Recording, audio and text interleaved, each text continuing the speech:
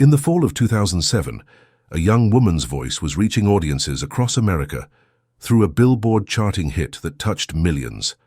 21-year-old Yolanda Brown, known to the world as LaLa, had just tasted the kind of success most aspiring artists only dream about. But when she returned home to Milwaukee to build her solo career, her story took a devastating turn. On October 19th of that year, she and her boyfriend, music producer JeTannue Clayborn, were found shot to death inside the very recording studio where they'd been crafting her future. Nearly 2 decades later, their murders remain unsolved, leaving behind a trail of unanswered questions and a family still searching for justice. This isn't just another cold case statistic, it's the story of a driven young mother who refused to let circumstances define her limits.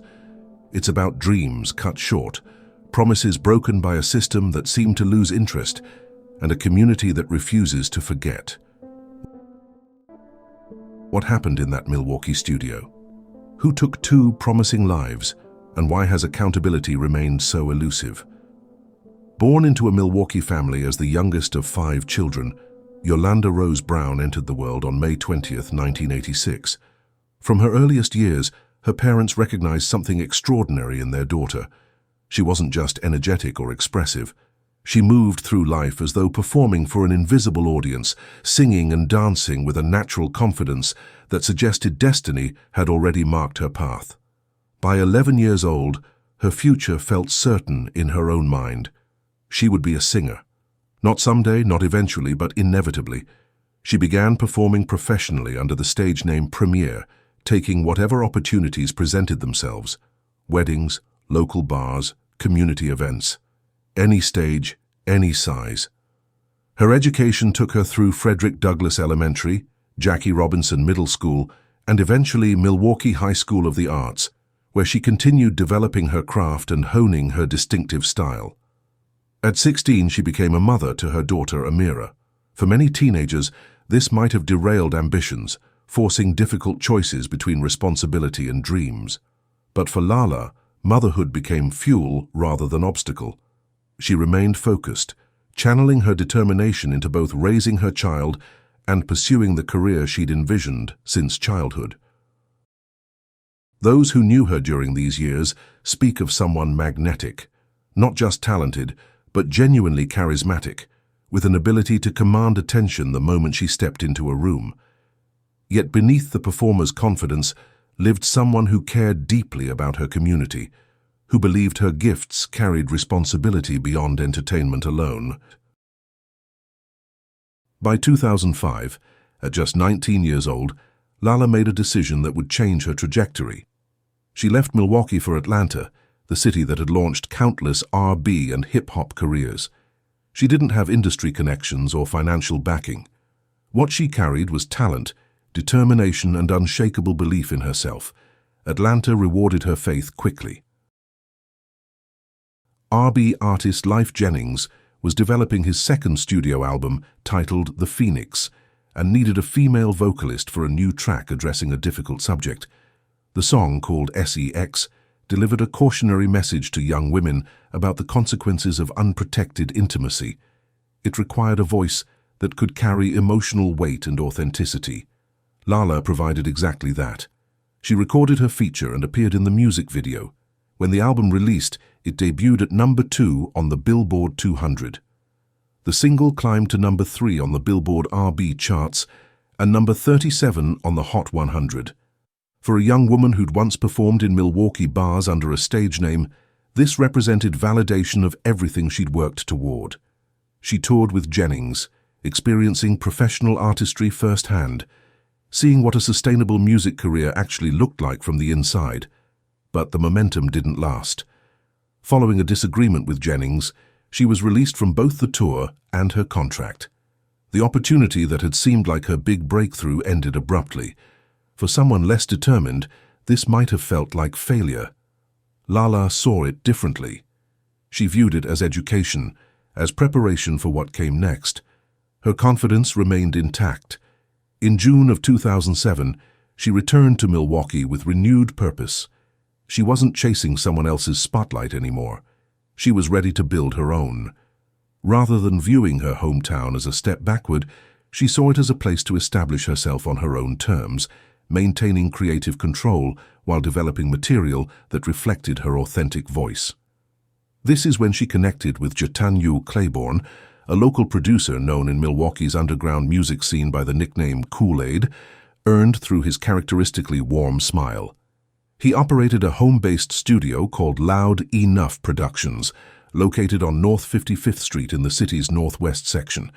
He'd built a reputation working with local talent, helping artists develop demos and refine their sound. When he met LaLa, the connection was immediate. They shared similar hunger, similar passion for creation.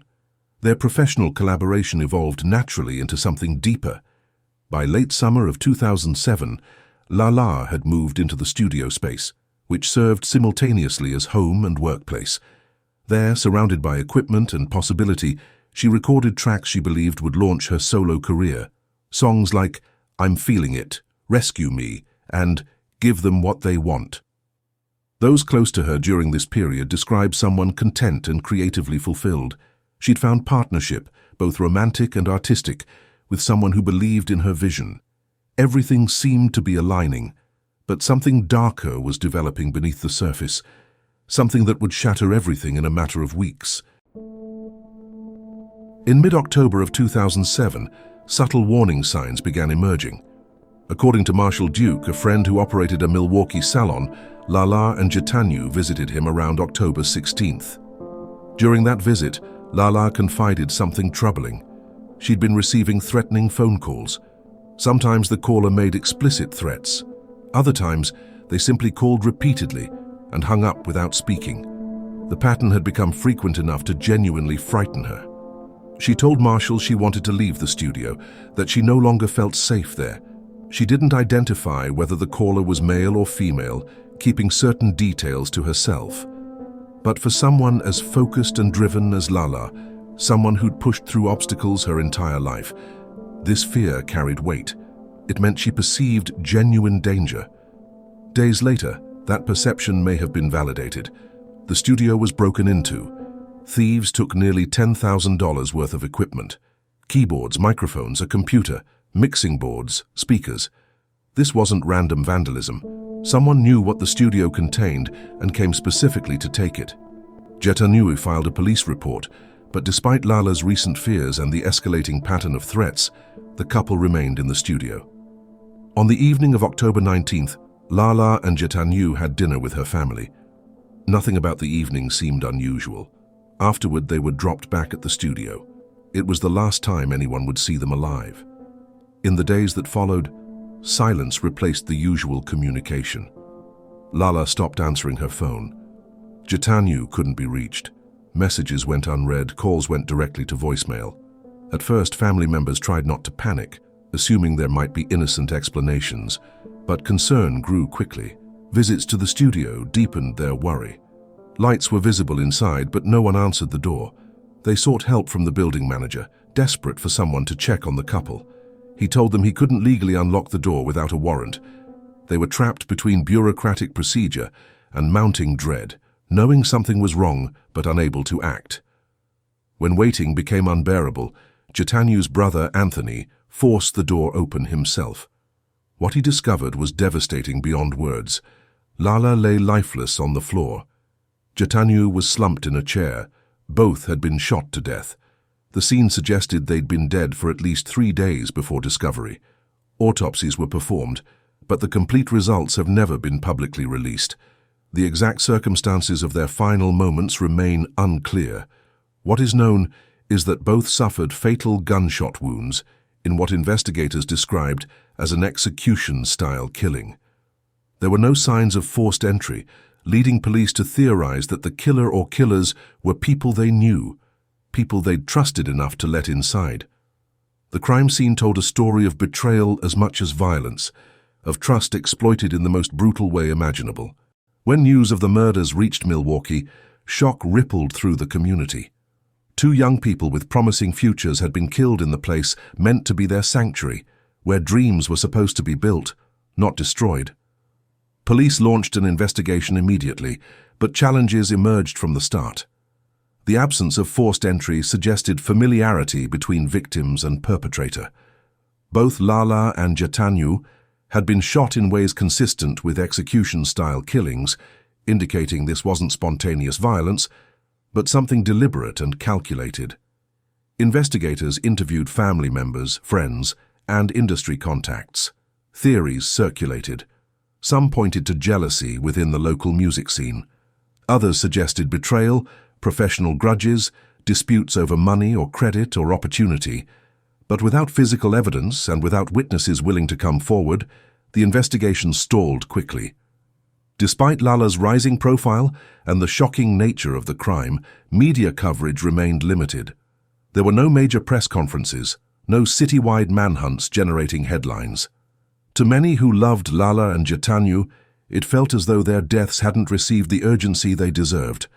As weeks became months and months stretched into years, the case went cold.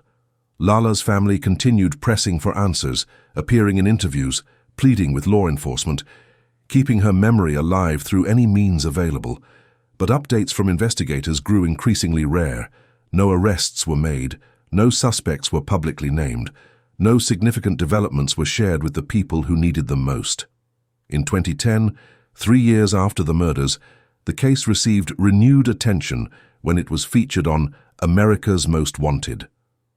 The long-running television series gave LaLa and JeTannue's story national exposure, highlighting the promising careers cut short, the mysterious circumstances, and the threatening calls LaLa had received before her death. The episode included Marshall Duke recalling his chilling conversation with LaLa just days before she was killed. Tips came in following the broadcast, offering brief hope that national attention might finally produce a breakthrough. But once again, no arrests followed. The leads dissipated, and the investigation stalled yet again. For LaLa's family, the appearance was bittersweet. It brought attention to a case that had been largely neglected, but it also demonstrated that even widespread exposure couldn't guarantee justice. Still, the episode preserved LaLa's story for a wider audience, introducing her voice and her dreams to people who'd never heard her music or known her struggle. It reminded viewers that behind every cold case exists a real person who was loved, a life with value and a family suffering in the absence of answers. Then in 2016, something shifted. LaLa's father, William Brown, revealed that detectives had approached him with what sounded like a major development.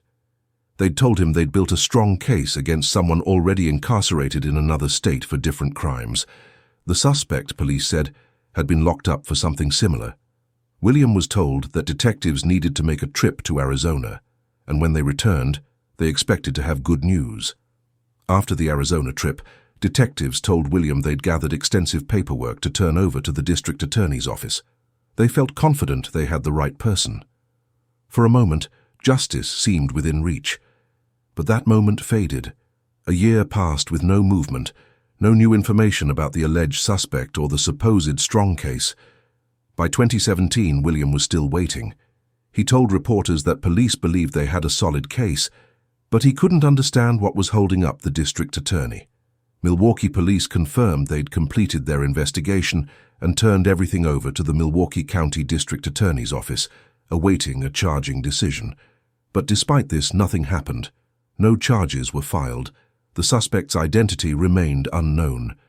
The District Attorney's Office seemed to contradict what the Brown family had been told. Deputy District Attorney Kent Leuven stated that the case was still open and active, with Assistant District Attorney Paul Dean working with the cold case unit. But this conflicted directly with what William had heard. The discrepancy added confusion to an already painful situation. After repeated promises and assurances, the case appeared to have stalled once more, buried in bureaucratic processes with no one held accountable.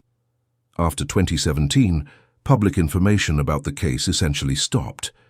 Despite police statements that the investigation had been completed and turned over, despite William being told about a strong case against an incarcerated suspect, nothing materialized.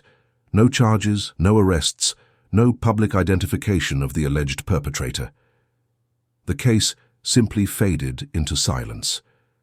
For LaLa's family and those seeking justice on her behalf, This silence has been devastating. After experiencing renewed hope, watching that momentum disappear without explanation has deepened their pain. They've been left with waiting, with wondering, with heartbreak that doesn't diminish with time. In the years since, LaLa's name has appeared in articles, social media tributes, true crime podcasts, and YouTube documentaries. Independent creators have helped keep attention on the double murder, ensuring the story doesn't disappear completely. But official investigation updates have remained silent. No progress has been shared publicly. No one has been held responsible. Yolanda LaLa Brown was more than a rising star. She was a daughter, a mother, a sister, a friend. Her voice carried genuine power, and her dreams were rooted in resilience she'd demonstrated since teenage years. She didn't wait passively for opportunity. She pursued it relentlessly. When it came, she seized it without hesitation. Her daughter, who was young when LaLa was murdered, has grown up without her mother's guidance, laughter, and love. Her parents have spent years fighting for answers, meeting silence at every turn. A community that once celebrated her success has been left with a haunting reminder of how quickly dreams can be stolen and how slowly justice can move. As of today, nearly 18 years after that terrible October night, the murders of Yolanda LaLa Brown and JeTannue Clayborn remain unsolved.